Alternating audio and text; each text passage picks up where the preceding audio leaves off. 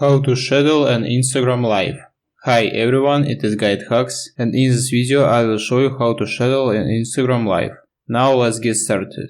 First we need to open our Instagram app.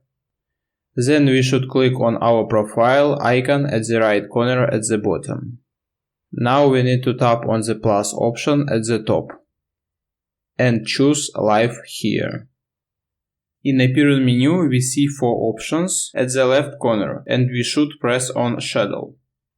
Now we can write the video title. For example, I will write Live.